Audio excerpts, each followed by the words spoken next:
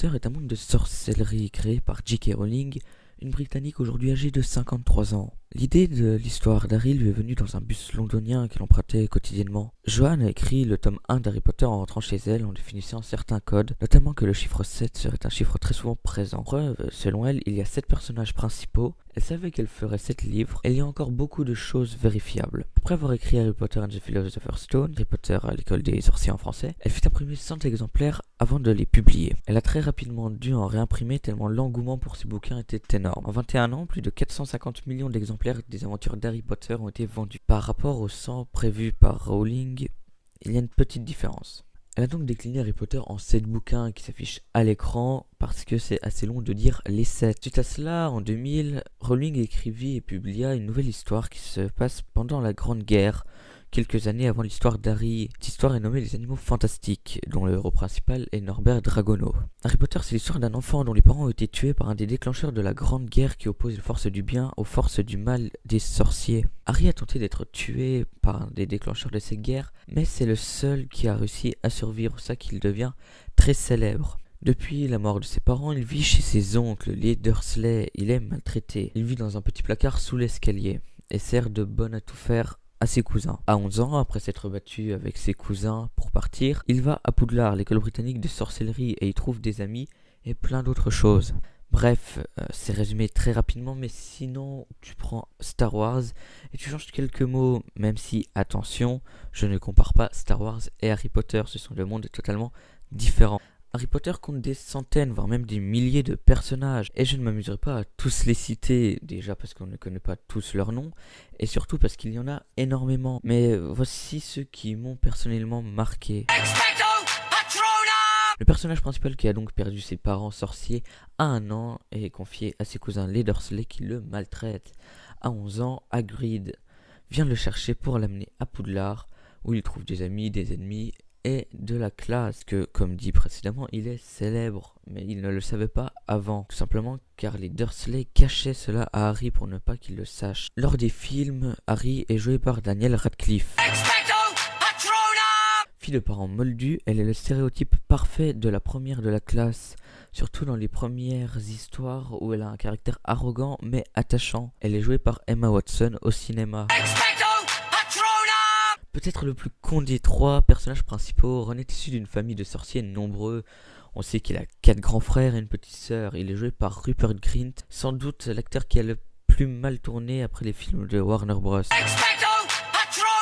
Bon, on passe déjà au meilleur. Severus, professeur de potions à Poudlard, il sera un ennemi d'Harry jusqu'à ce qu'Harry découvre qu'il faisait tout pour le protéger car il était amoureux de sa mère, Lily, avant sa mort. Personnage assez arrogant et mystérieux aussi. Le meilleur de tous, selon moi. Le principal de Poudlard qui est très vieux, il était élève il y a très longtemps et il meurt à la fin. Désolé pour le spoil et tous les autres spoils de la vidéo. C'est celui qui vient chercher Harry au début de l'histoire car les Dursley ne veulent pas le laisser partir. C'est une personne géante et poilue qui aide donc Harry à aller à Poudlard et qui restera à ses côtés jusqu'à la fin. Déjà on va éviter les jeux de mots sur son nom. Pour Rowling c'est un personnage clé. Personnellement il ne m'a pas tant marqué que ça. Au début Neville est un garçon très peureux et fait office de running gag. À la fin, il sauve Harry et l'aide à tuer son ennemi. C'est sans doute pour ça que Rowling le considère comme très important dans l'histoire. Ennemi d'Harry, je comprends pas comment il arrive à respirer en sachant qu'il n'a pas donné et il n'a pas de bronchie non plus. La magie, oui, bien sûr, la magie. C'est lui qui a tué les parents d'Harry après que Peter Pettigrew les lui a livrés. Il a tenté de tuer le tout.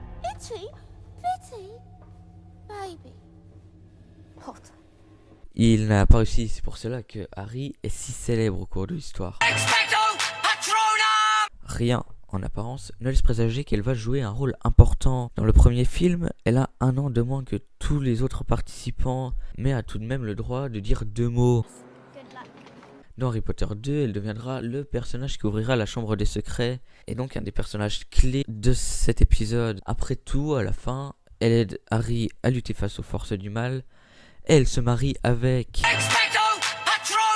le méchant qui suit Harry partout, quoique méchant, pas tellement, il fait chier Harry certes, mais Tom Felton, alias Drago Malfoy, a dit à Harry de se méfier de Ron dès le premier épisode. Et qui c'est qui abandonne Harry et Hermione lors de la chasse aux Horcruxes? On peut aussi très rapidement parler de son père Lucius, qui était un des plus grands partisans de Voldemort, qui est aussi donc étudié à Poudlard. Rowling la classe dans les Big Seven. Je ne vais pas vous expliquer ce que c'est. Ce que je ne comprends pas forcément. Certes, elle a tout appris sur les tournages d'Harry Potter, mais je trouve qu'elle ne fait pas office de personnage important. Elle ne commence pas au tout début des Harry Potter, mais bien assez tardivement. Elle aide Harry à vaincre Voldemort, mais c'est pour moi tout. Et ce n'est pas assez pour la classer dans les 7 personnages les plus importants. Bref, je vous remets les Big Seven. Vous remarquerez aucun vrai méchant. Oui, je ne considère pas Drago comme un méchant. Bon, après tout cela, on va voir quelques petites théories sympathiques et rapides sur la saga de J.K. Rowling.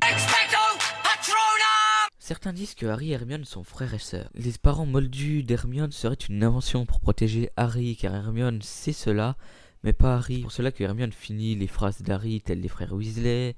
Elle parle au nom de ses parents alors que personne n'a jamais fait cela dans les films, à part les personnages qui étaient très proches de Lily et James Potter. Il y a bien d'autres arguments, par exemple, pourquoi Harry ne finit pas avec Hermione à la fin de l'histoire. Bref, théorie suivante, petite parenthèse, cette théorie que je viens de vous présenter, je la démontrerai dans une autre vidéo qui sortira un mercredi.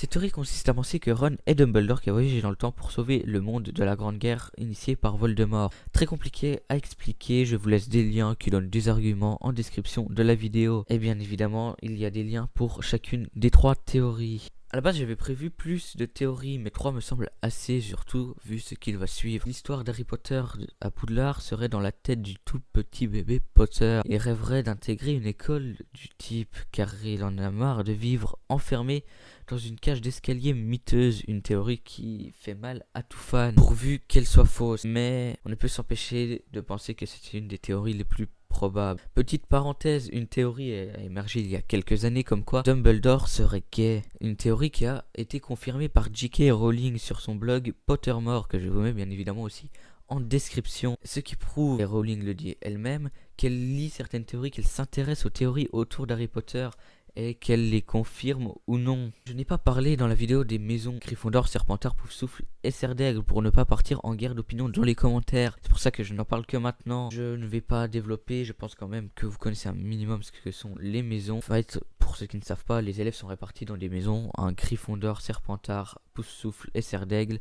Au début de leur première année, je vous laisse débattre de quelle serait votre maison préférée en commentaire. Voilà, cette vidéo est terminée, j'espère qu'elle vous aura plu. Dites-moi en commentaire s'il y a des choses que vous voudriez que j'ajoute dans cette série. On se retrouvera bientôt dans un nouvel épisode. Avant de partir, je t'invite à laisser un pouce bleu et un abonnement si t'es chaud. Salut tout le monde.